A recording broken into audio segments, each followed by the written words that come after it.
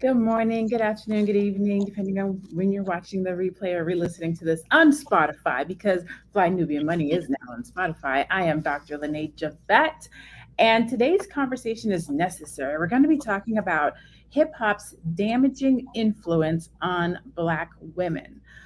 Today's conversation is, of course, sparked by the recent passing of Enchanting. And pardon me while I read this stuff because I'm not a hip hopper, so I'm unsure. So I'm going to read this and then I'm going to introduce our queens who are going to be having this conversation today.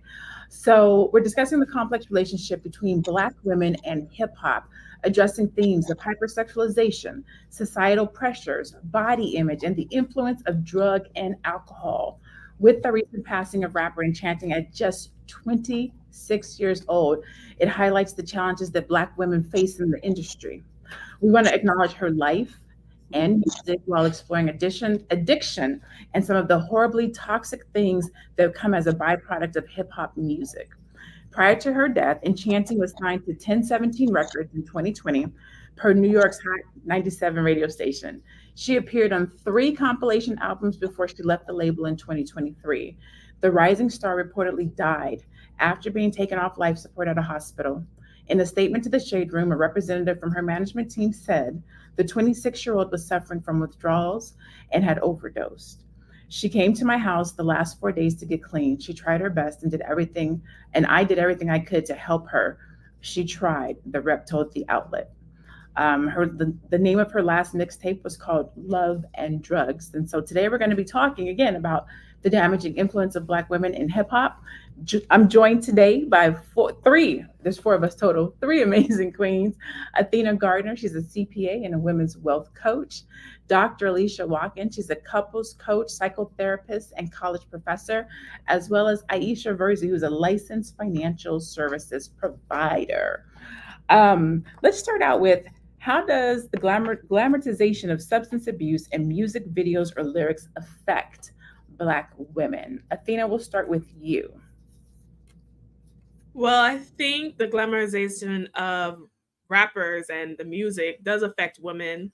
Women as a group, I feel, idolize and look to other women for their style, their sense of being, and really try to emulate images of the celebrities and rappers that they see. So when it comes to the images, the hypersexualization, we often see that trickle down into our youth. I was thinking the other day, I was looking at some of the girls in middle school and high school. And I remember when I was in middle school and high school, and I was just like, oh my gosh, these ladies look so grown. They look so mature the way they're dressing. And I think that hip hop and the over sexualization of Black women have a lot to do with that. I also feel as though within that, it's almost like, okay, why do we need to have to even emulate that? Right? Why do I need to dress like a female rapper all the time? Like, what I would like for us to see as a group is some range, which I feel like on an individual basis we do.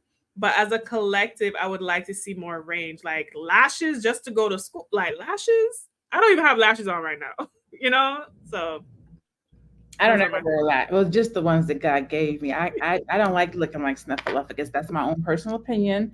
That's just for me. If other people like it, I don't be hating on what other people do. Just for me, I don't wear lashes. Um, Miss Aisha, am I saying your name correctly? Aisha. Aisha. Okay, perfect. So, um, how has music influenced your own upbringing? Not necessarily hip hop music today, but we're just talking about how music influences in general. How has music influenced you? That's a great question, Dr. Leonard. It's so nice to be here with all of you. What a privilege. Thank you so much. I'm just really just sitting out here looking at all of you and just overjoyed with just being here. So thank you for the opportunity. Yeah, music, it's amazing how, like we're talking before, music does affect you. It's incredible how the lyrics, even though you might not be thinking about it, it does affect your mood, the way you think, the way you feel about yourself. And growing up back home in Nigeria, I'm from West Africa, Nigeria, music is a huge part of our culture. We sing songs of praise, songs of celebration, and just songs of thanksgiving. But in today's world, it's so different. When I grew up, it was more of something of joy and celebration, and again praise.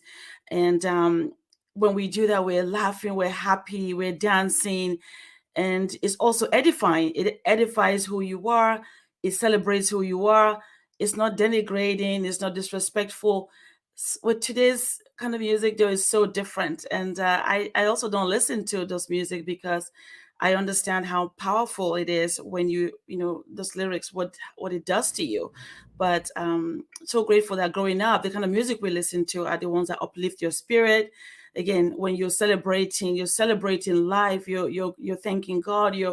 You're celebrating what God has done for you. So there's this joy that is not to disrespect your culture or yourself or others. That is not what we do with music. So that is what music has done for me personally, and I continue to stay on that lane till today. I agree. I agree. Music has always been my go-to. Almost every morning, I put my gospel on, so it sets the tone for my day. What I'm listening to, so my mindset is good and it's pure, and I'm ready to tackle the day. When I'm frustrated or irritated, I have a playlist I play for that. When I'm feeling like my heart is broken or I want to feel in love, I have love music. So music really does take us different places, and I want to talk about that with you, Dr. Alicia. But before I do, I want to talk to the chat.